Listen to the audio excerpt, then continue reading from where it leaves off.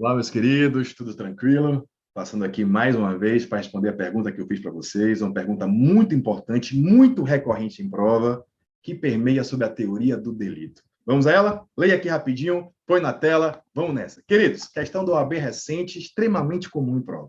Diz a questão: Cristiane, revoltada com a traição de seu marido Pedro, decide matá-lo. Para tanto, resolve esperar que ele adormeça para, durante a madrugada, acabar com sua vida. Por volta das 22 horas, Pedro deita para ver futebol na sala de residência do casal. Quando chega à sala, Cristiane percebe que Pedro estava deitado, sem se mexer no sofá, coitado, acreditando estar dormindo, isso é importante, desfere 10 facadas em seu peito. Nervosa e arrependida, liga para o hospital e, com a chegada dos médicos, é informada que o marido faleceu. Meu Deus.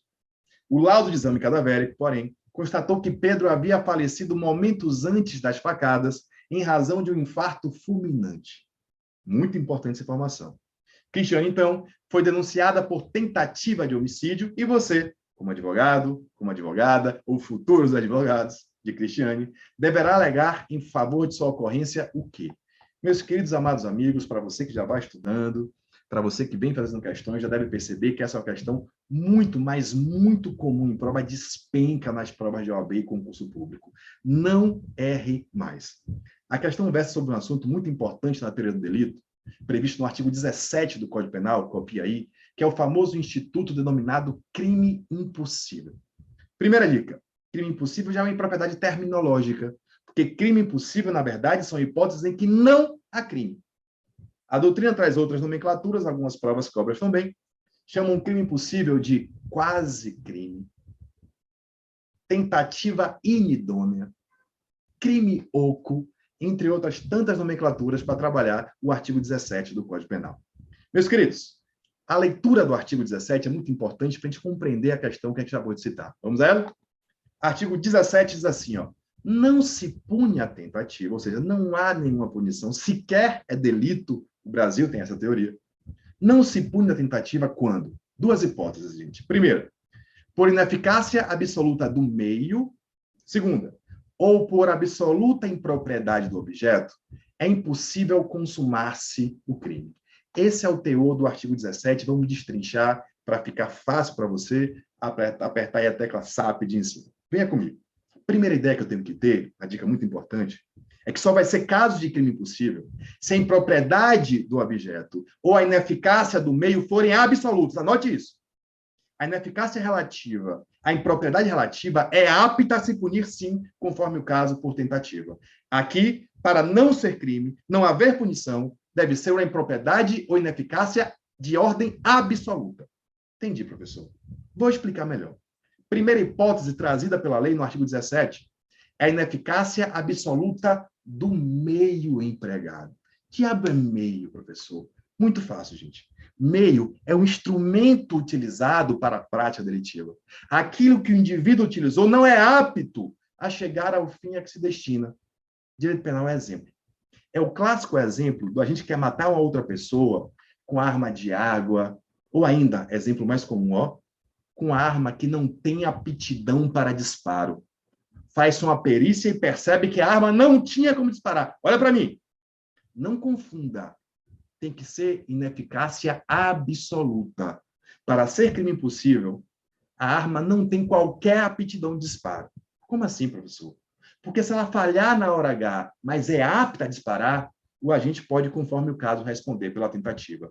Se ligou? Então, a primeira hipótese é a ineficácia absoluta do meio. O instrumento empregado não é apto a atingir aquele bem jurídico.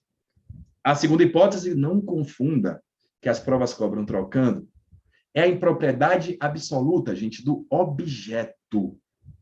Aqui é o oposto. Como assim o oposto, professor?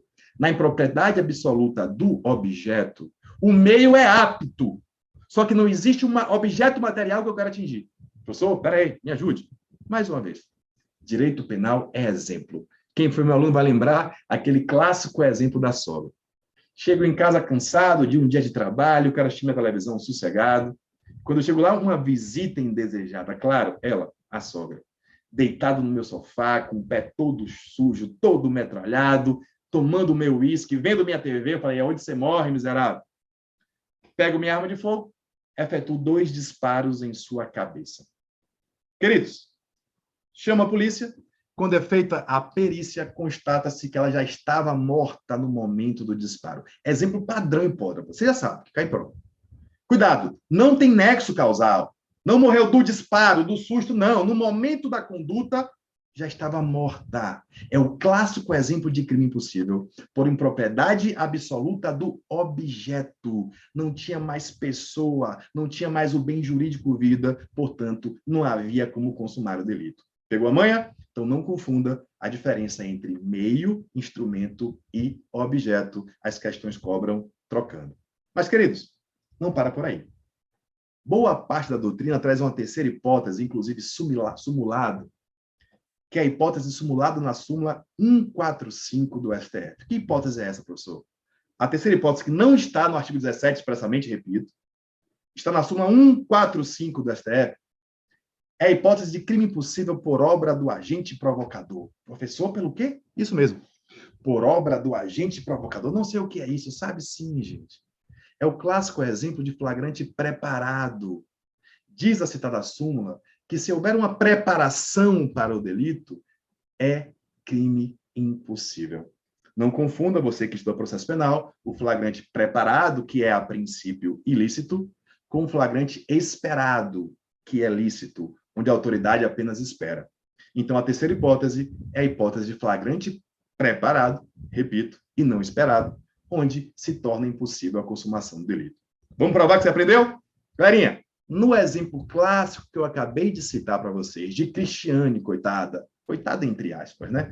Que quis matar o seu marido, mas quando disparou, ele já estava morto. A essa altura, você já percebeu se tratar de crime impossível. Vamos às respostas. Diz lá a questão recente da OAB, cai muito, gente, que esse caso, ó, quem lembra? Letra A. Crime impossível, gente, por absoluta impropriedade do objeto. Aqui não existia mais pessoa. Perceba que a letra D também fala em crime impossível, mas fala por crime impossível, por ineficácia absoluta do meio. Queridos, gostaram da dica? Espero que sim. A ideia sempre é contribuir com a evolução de vocês. Quem gostou, ó, compartilha, chama para o nosso grupo Telegram. Vamos continuar essa corrente aí de conhecimento e aprendizado. Meu nome é Caio Rangel. Foi uma honra trazer um pouquinho de conhecimento para vocês. Beijo, gente. Tamo junto.